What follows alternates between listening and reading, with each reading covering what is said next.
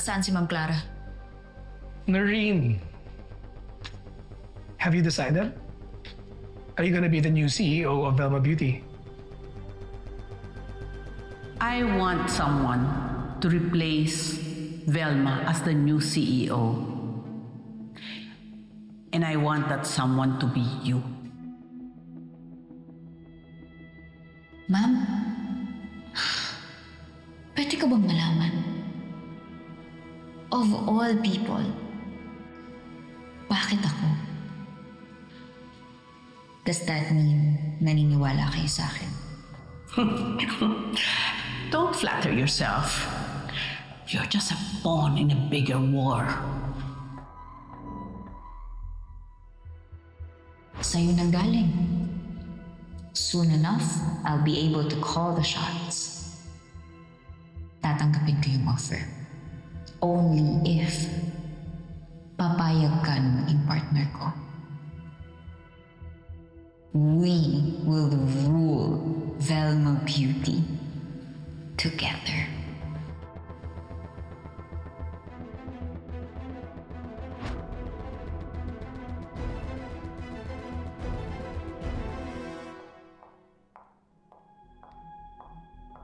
Ma'am, may bisita po kayo.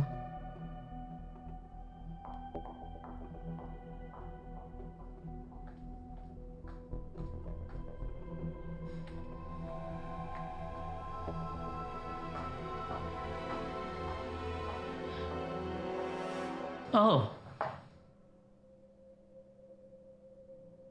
Look who the cat let in. A snake. Shari, ang kapal ng mukha mo para pumunta ka pa dito. Lumayas ka. Oo. Tinatanggap ko ng maging CEO ng Velma Beauty. We'll go straight to the devil. Na kay Eddie Imperial mismo ang sagot.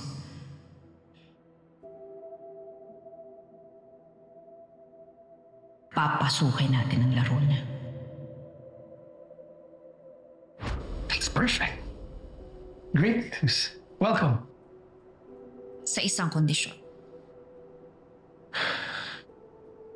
And that is...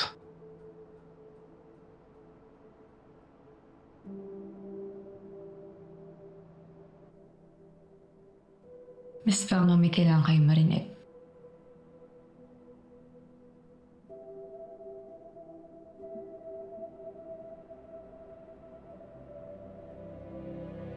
Sigurado akong alam mo kung bakit ako pumasok sa Velma Beauty.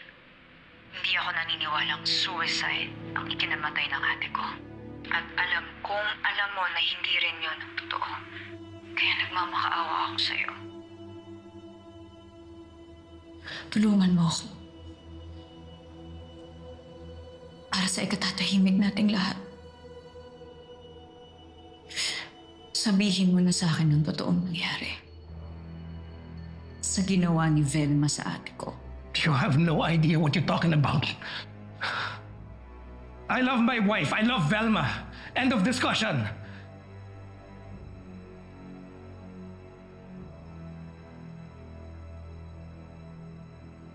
Sige na.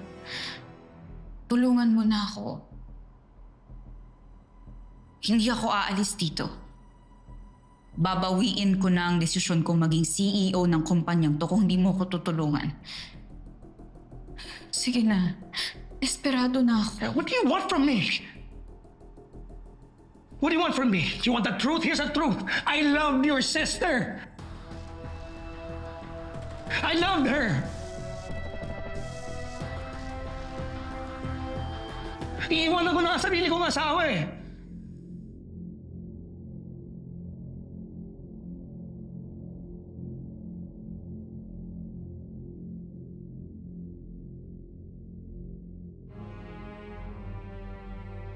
Your sister and I, we felt love. So iiwanan ko na yung asawa ko si Velma. Iiwan ka last night. As if ganun kadali yun. So hindi siya bumayag. Kasi naman papayag siya na iwanan ko lang siya ng ganang kanan, di ba? She threatened me, Noreen. Ano magagawa ko doon kung iwanan ko daw siya, papatayin niya si Helena? That's right. That's my wife. Velma is a monster.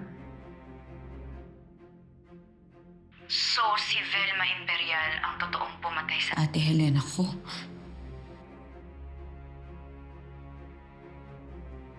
Yes. Siya yung pumatay sa kapatid mo. Those just words. But she did it. Lahat ng sinabi niyang gagawin niya, she did it. She's the one who pushed her to their death. She pushed her off.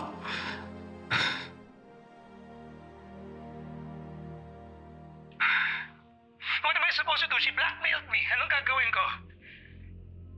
Kung hindi ko daw siya tulungan na i-cover up yung pagkamatay ng kapatid mo, ako daw yung mabubulok sa kulungan. Don't you see?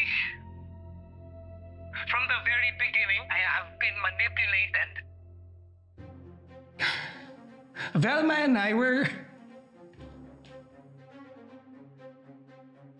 It's complicated. Okay, yung pagsasama namin dalawa, I am powerless. Okay, you and me, biktima lang tayo ni Velma and it has to stop. Okay, kailangan niya makulong. Naghihintay lang ako ng tamang pagkakataon. And thank God you're here. Seems to me the time is now.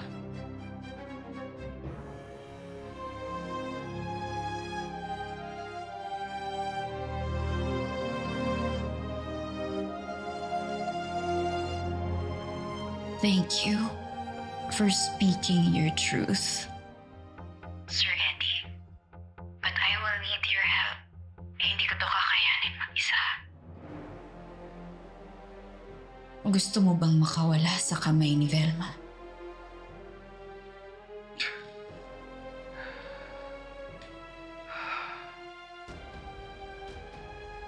Well, it's about time.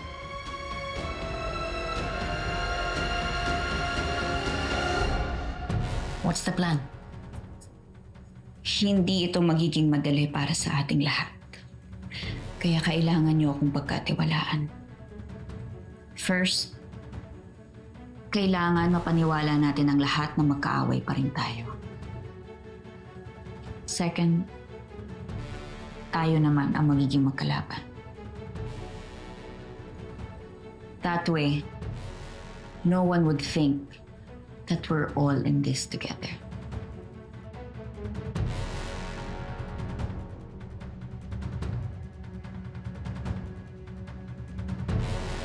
Hindi nga ako part ng rebranding ng Velma Beauty? Well, apparently, kinoconsider ni Madam Clara na package deal kayo ni Miss Velma. So now that she's gone... Pero malaki ang contribution ko sa success ng Velma Beauty, Noreen. Ito ang first task na binigay sa akin ni Madam Clara bilang CEO. Ang tanggalin ng mga produkto na hindi na kailangan, and that includes you. Akala ko ba magkakampi tayo, Noreen? I'm the freaking CEO of this company. So yes, I only used you to my advantage. Live in 3, 2, and 1. The last few weeks have been the hardest of my life. But just like a phoenix, I rise from the ashes and come out stronger.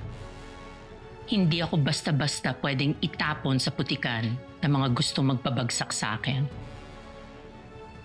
And on that note, soon you are going to be receiving invitations to the Velma Ball. At kasama na dyan ang dalawang malalapit sa puso ko, my former proteges, Shari De Jesus and Noreen Alfonso.